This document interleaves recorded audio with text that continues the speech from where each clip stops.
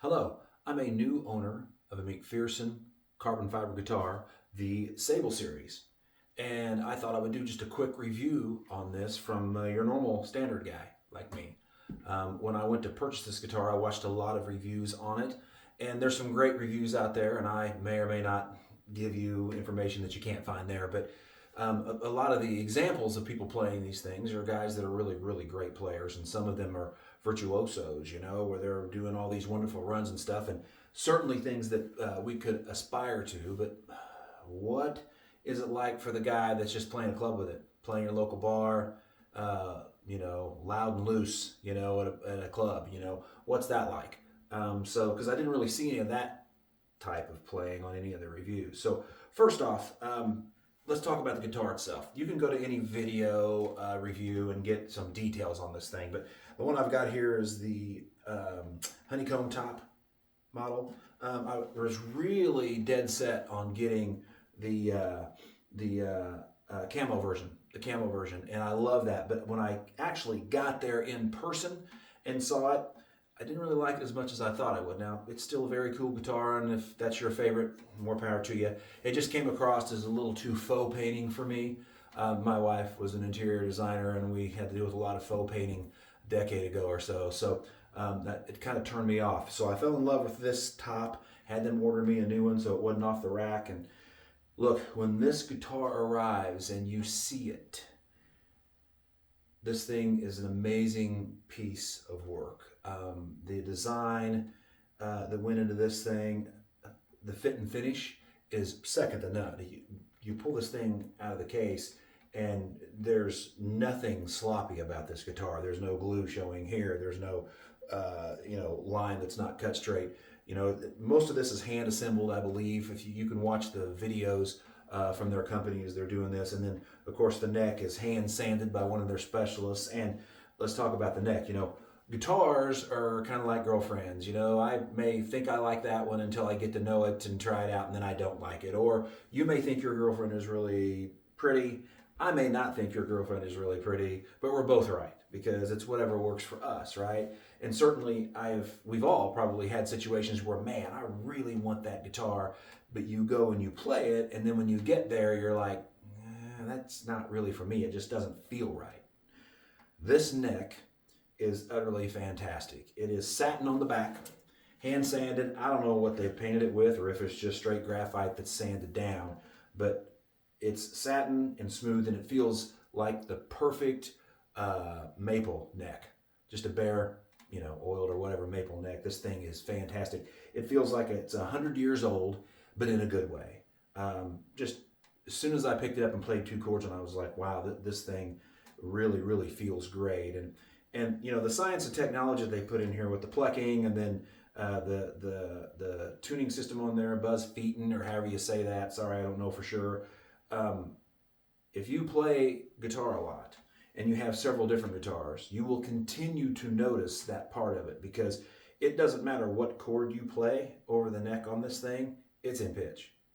One of the most difficult ones that I always see is the F chord, right? Because you're right next to the nut and you're pulling those strings down.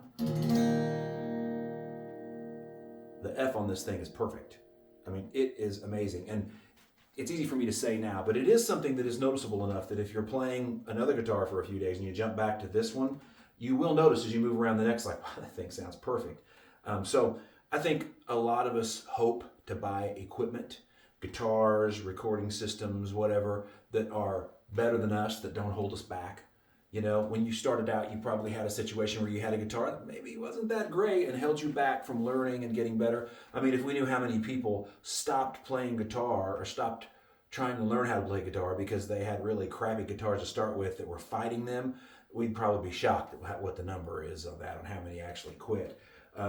This thing, I will never be better than this guitar. I will never even be close to better than this guitar. This thing sounds so great. The cantilevered fretboard that doesn't actually touch the top, you can test that for yourself as to whether you think that makes a difference or not. Because you can strike a chord on this guitar and then lay your fingers on the top and it will change how it sounds. Not pitch though. This neck is rock solid. Now I run my tunings kind of all over the place. I'll tune in standard, I'll tune drop D, and then I'll tune a whole step down for some things. I'm kind of weird that way.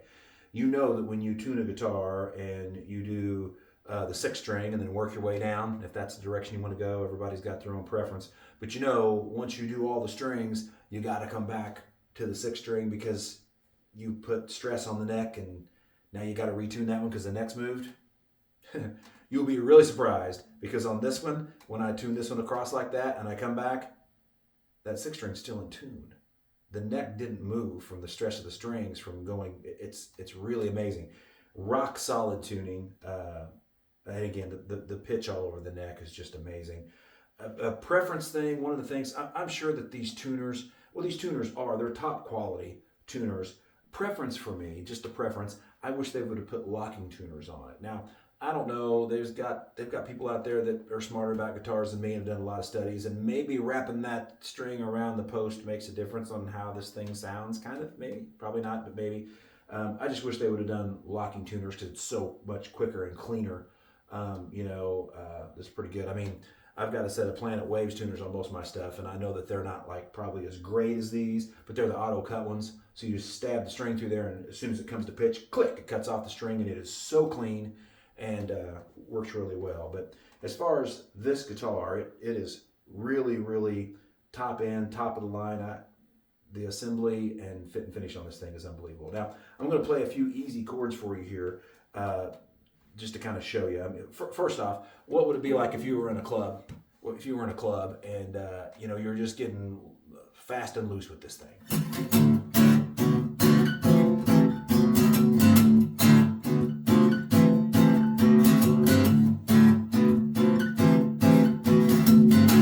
I mean, that's pretty aggressive right hand technique for the most part, right? And I'm kind of heavy handed with my right hand anyway. I was concerned because when this thing comes out the box, the action is super low. It is beautiful. Nothing frets out with nice light pick attack. But again, I'm a little heavy-handed, and I was kind of concerned about that. Maybe I do have to dial it back a little bit, but I think that happens subconsciously as you kind of hear it along the way. Here's some just standard chords too.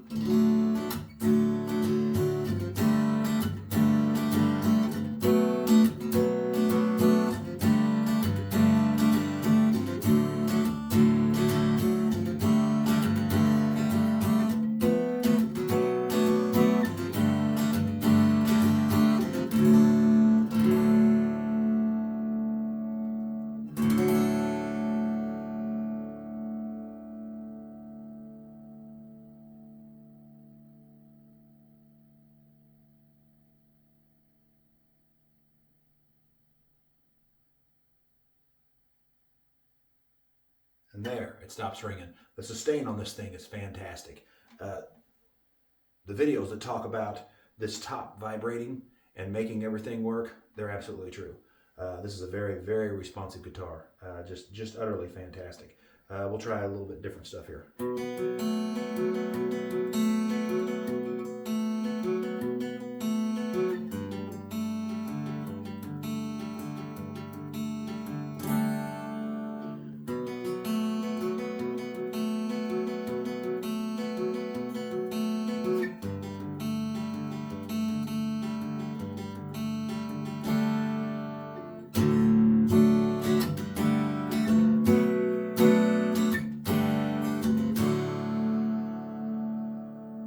I'm trying to play stuff with some open ringing strings there because, obviously this doesn't sound exactly like a 12 string, but the ring and the chime on this guitar is very similar to a 12 string.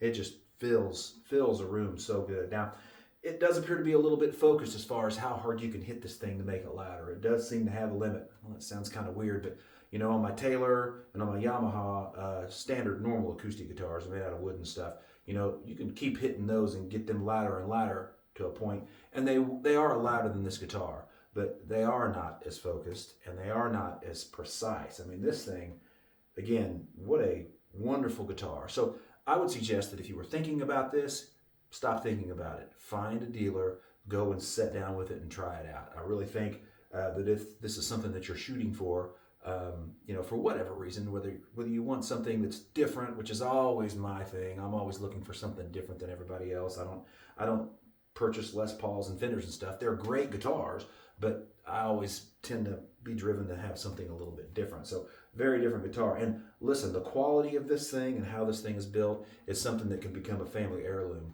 and be handed down for generations in your family. I mean, this thing is rock solid, and again, plays like a dream. So try one out. Try one out. It's worth a shot.